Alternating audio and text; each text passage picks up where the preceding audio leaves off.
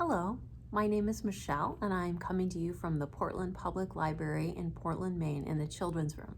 And I'm so happy you've joined me for part 3 of our read aloud of Alvin Ho, Allergic to Girls, Schools, and Other Scary Things, written by Lenore Look, illustrated by LuUyen Pham, and published by Yearling. So here we go with chapter 8, Johnny Astro. Having school shut down was really fabulous, even if it meant scratching like crazy. I wore my firecracker man outfit all day. I didn't have to carry my PDK, and I didn't have to worry about being a gentleman. Best of all, I didn't have to sit next to a girl, except for Annabelle, who doesn't count on account of she's my sister, and there's just no avoiding that.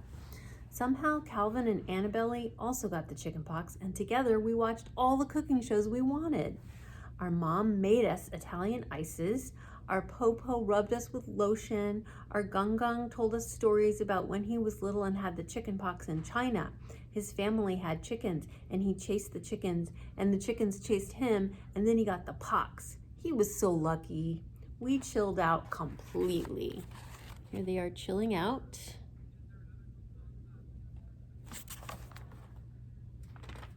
Even my dad stayed home a couple days to chill so that my mom could go to work.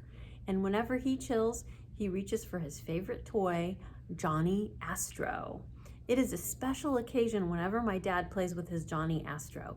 It means he is in a really good mood, and playing with the toy puts him in an out of this galaxy mood.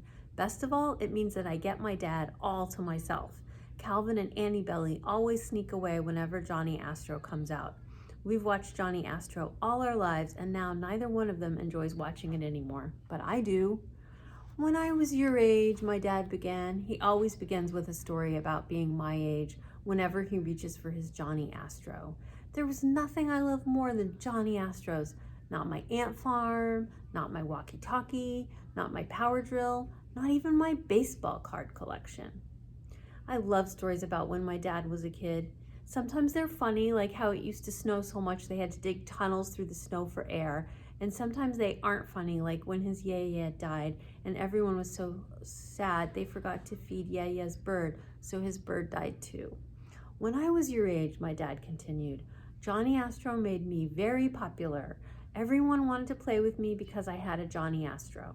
Everyone? Absolutely, said my dad. No one ever saw a toy like this. No one. I read the box. Johnny Astro, it said. Really flies, no wires, no connections, fly your spacecraft anywhere. If you can fly one of those, my dad said breathlessly, you can fly anything. He put batteries into the plastic control panel and flipped the switch. A fan whirred softly and he moved the stick shift like a pilot. Suddenly, a balloon with an astronaut launched into the air, and the balloon swirled and hovered silently above our heads as if by magic. I blinked rapidly. I breathed rapidly. Fireworks burst inside my eyes. You can take off. You can land. Fire the propulsion. Knock it down. Capture it. Fly it again, said my dad. To the moon at full throttle. The balloon went up, up, up, and landed on a high shelf. And then it floated off the shelf as if it lifted by an invisible hand. Can I try? I asked. I had watched my dad play 1,000,000 times. There they are. But I had never played with it, not even once. But I had the pox, and who could say no to a poor thing with pox? Only if you're careful, said my dad. It takes a special touch. Cross my heart, I said. I commandeered Johnny Astro up and over our heads and then smoothly onto a landing pad on the coffee table.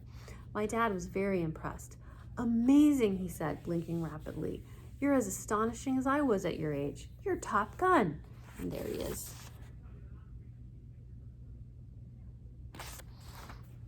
He shook his head. He wiped his eyes. He put his hand on my back. Someday, my dad said in a low whisper, this will be yours.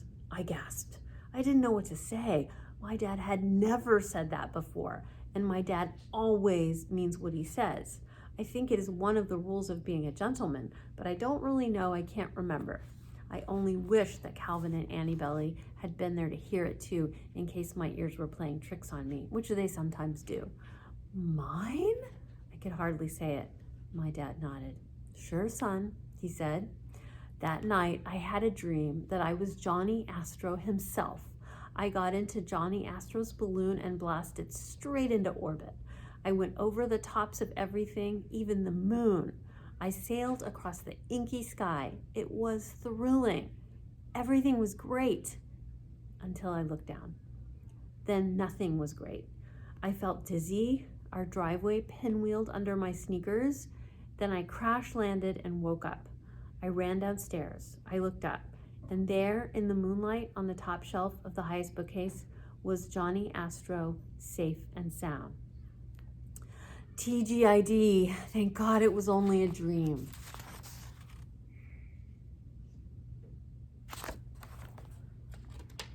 Chapter 9, A Real Nightmare. My dad is really good at taking care of his things. Maybe it is one of the rules of being a gentleman, but I don't really know. I can't remember. Take care of your things, my dad likes to say, and your things will take care of you. He takes such good care of his car, Louise, for example, that she will probably run for a third geological age, although she already has one transmission in the junkyard, which my mom says is the car equivalent of having 1 foot in the grave. My dad also takes good care of our house and our yard. He can use a hammer, he can climb a ladder, he can climb down too, usually, and he owns a power drill in a box. He takes really good care of his children too.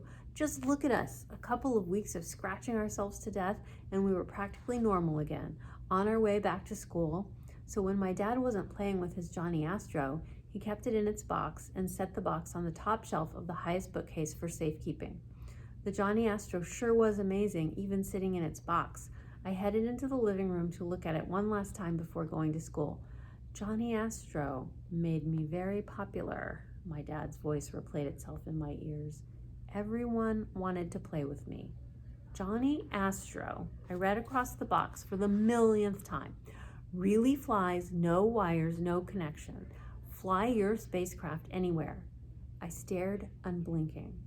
I shifted my PDK under my arm. I swallowed. Alvin, my mom yelled from the kitchen. Hurry, honey, your bus is almost here. Coming, Mom, I yelled back. But first, all I needed was a stool and to stretch until I could reach it. Johnny Astro was perfect for show and tell. Someday, my dad's low whisper filled my ears. This will be yours. Someday. I had no idea that someday would be today. Here he is getting it.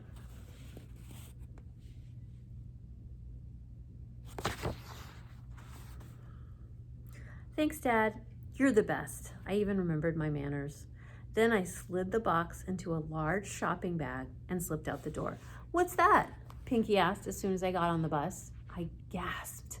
I could hardly believe it. I was already flickering on Pinky's radar. Johnny Astro, I said. What's Johnny Astro? The greatest toy ever made, I said. Never heard of it, said Pinky. What does it do? I'll show you at show and tell, I said. But you don't do show and tell, said Hobson. I do too, I protested. You show, but you never tell, said Sam. Sam was right, I never tell. But I was fabulous at show. I knew how to pick 'em. If something tells a story, and as long as I can reach it, and it is something I can carry without using a wheelbarrow, it is probably perfect. I've brought in all sorts of treasures. My dad's fantastic reading glasses, and my mom's pearl necklace that she looks so good in, Calvin's baseball card collection, and now Johnny Astro. If this is the greatest toy ever made, you should show and tell now, said Pinky, before we get to school, or we'll never know what you wanted to say. It made perfect sense. I could hardly wait anyway. I pulled the box out of the bag. The gang read the box. All jaws dropped open. All tongues fell out. That's just the box, I said. Wait till you see it in action. I fingered the edge of the cover. Open it, Sam pleaded. Open it. I held my breath. I wanted to open it. I wanted to show the gang the most fabulous toy ever made. I couldn't wait. Whoosh! I lifted the cover. An old smell of fun and excitement filled our noses. Then, whoosh! The bus rounded a corner, and we rounded in our seats, and then we all sat back up. Johnny Astro didn't look the same. There were a few pieces missing. They were not in the box.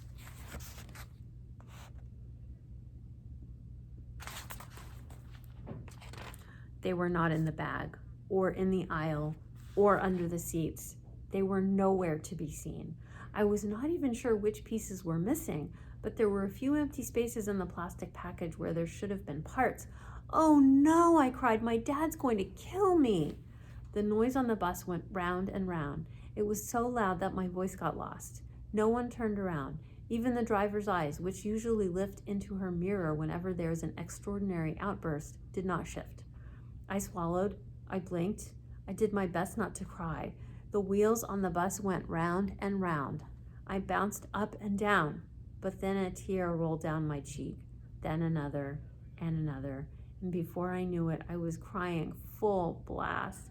Crying is really great. Everything is better afterward, except when the next stop is school. And when you walk into class, you find a substitute teacher. "Alvin Ho," called the sub. She was taking attendance, which is where most of my troubles usually begin with subs. I opened my PDK. I needed an escape route. "Alvin," the sub called again. "Here," answered Flea. "You are Alvin Ho?" asked the sub. "No, ma'am, I'm Flea," said Flea. "That's Alvin," and she pointed at me.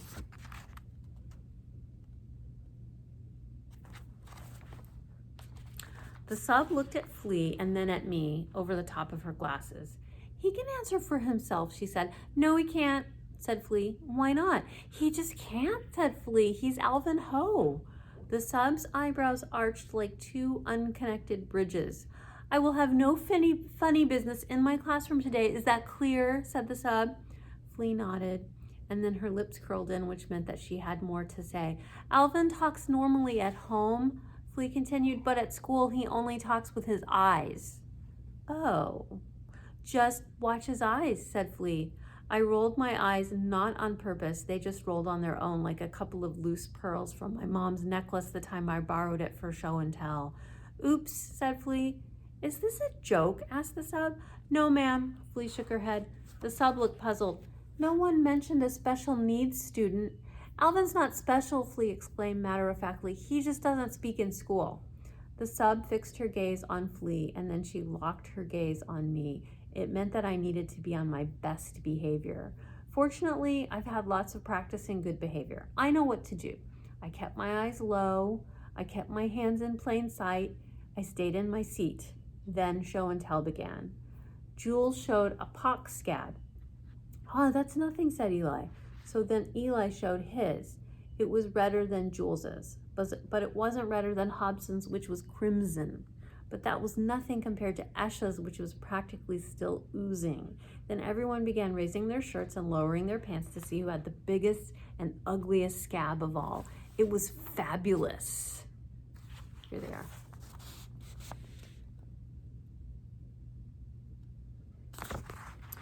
Then the substitute said that was enough of the scabs, but some of us had taken off so much of our clothing by then that it took a while to get it all back on. Then the dreaded moment came. "Alvin," said the sub, "do you have a show and tell?" I froze. I avoided eye contact. I held my breath. I sucked in my gut. I clutched my PDK. "His show and tell met with some misfortune on the bus this morning," said Flea helpfully, "so it can't be shown." "Misfortune," said the sub. She gave me the stare that said I wasn't yet finished with misfortune. So slowly I pulled out the box. "Johnny Astro," gasped the sub. "I had one of these. It's the best toy in the world. It really flies. You can fire it up and send it into orbit and bring it down again. It is absolutely spectacular." The class went silent. No one moved. No one even breathed. The sub got very quiet and she wiped her eyes. "Nothing else like it was ever made," she sighed. And I smiled back just a little. Maybe it is even a gentleman's rule to smile back when a lady smiles at you, but I don't really know. I can't remember. For a sub, I guess she was okay. As for show and tell, it was the best thing I had ever brought in. Everyone wanted to play with me at recess. "We'll get it up in the air in no time," said Pinky, carrying the box out to the playground. "I'll hold it while you fix it." I nodded. Then we lifted off the cover. The missing pieces were back, but they were wrecked. "I found them in the back of the bus," said Flea, "and put them back in there for you." "Don't worry," said Eli, whose father fixes cars. "I can fix anything. My dad showed me how." "I can do origami," said Sam. "I'll make you a new balloon."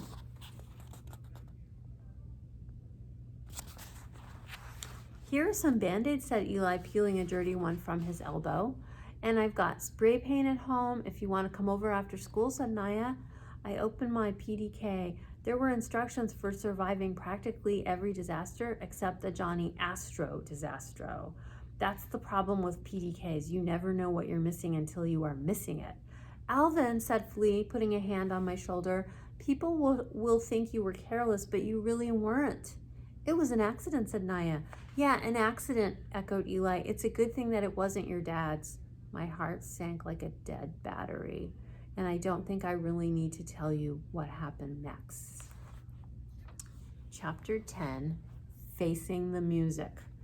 My dad is not only a gentleman, but he is da man, which is a lot like being da dad, which means he can handle quite a lot.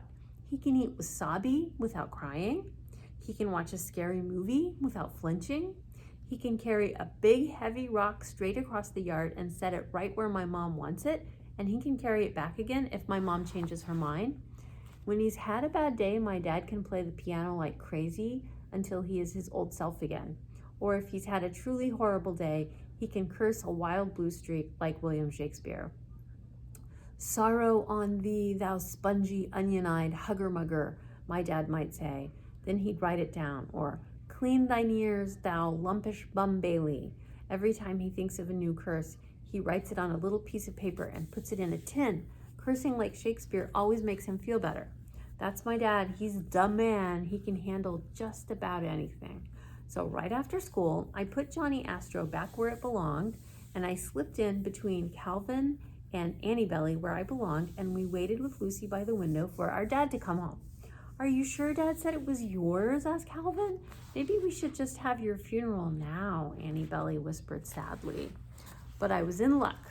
When our dad finally stepped through the door, he was in an unusually cheerful mood.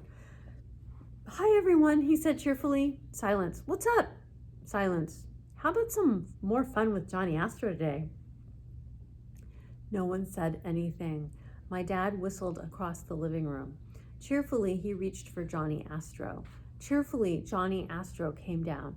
Really flies, said the box. Fly your spacecraft anywhere. Then my dad opened the box. His whistling stopped. His breathing stopped. His feet stopped. Then he staggered back. What is this? He wailed. Johnny Astro, what happened to you? He cried. Then he really cried. He put his head in his hands and his shoulders went up and down.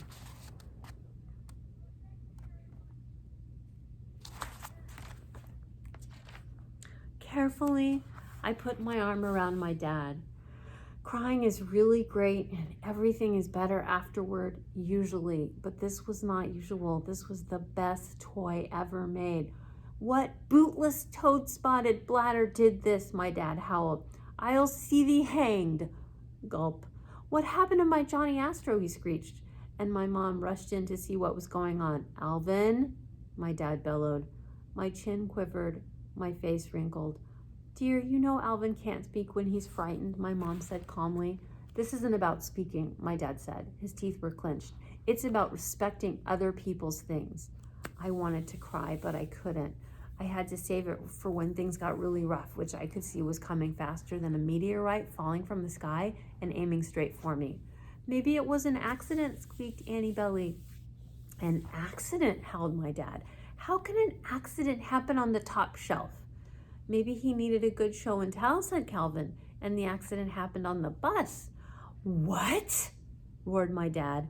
It was time. I began to cry. Crying is really great. It is a good way of softening the blow coming to you, and it helps if the tears run off your chin and you slobber a little and your eyes get puffy and you're a real mess. Oh, Alvin, you poor thing, said my mom, which really helps too. She put her arms around me. If lightning struck, it would hit her first, which is probably one of the rules of being a mom. This is more than an accident, said my dad. He held up the newly repaired and heavily bandaged Johnny Astro. Maybe the guys tried to fix it at recess, said Calvin. My dad turned seaweed green. Then he turned sea foamy. Then he turned pomegranate, then grapefruit, then orange. Normally, I like orange. It is the color of tigers and sherbet and sunsets and mango. But I did not like this orange. It was danger alert orange, which is only helpful around construction sites. Annabelle and Calvin stared with their mouths wide open. Getting busted is the best spectator sport around our house, except when you're the one getting busted. My Johnny Astro, my dad wailed. He put the cover back on it and hugged the box sadly. Then he marched off to the piano like he always does when he's had a hard day and played like a wild, savage beast.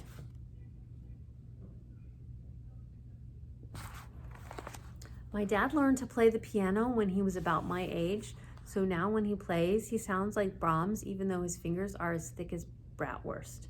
As long as he was playing, I was okay.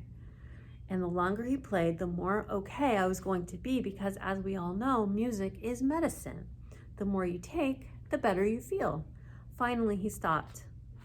Alvin needs piano lessons, said my dad. It will keep him busy. It will give him confidence.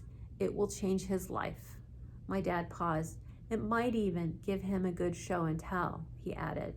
And so it was decided that I would take piano lessons, which was really marvelous. I was expecting a grounding, but instead I was going to face the music. Thanks, Dad, I cried. My dad said nothing.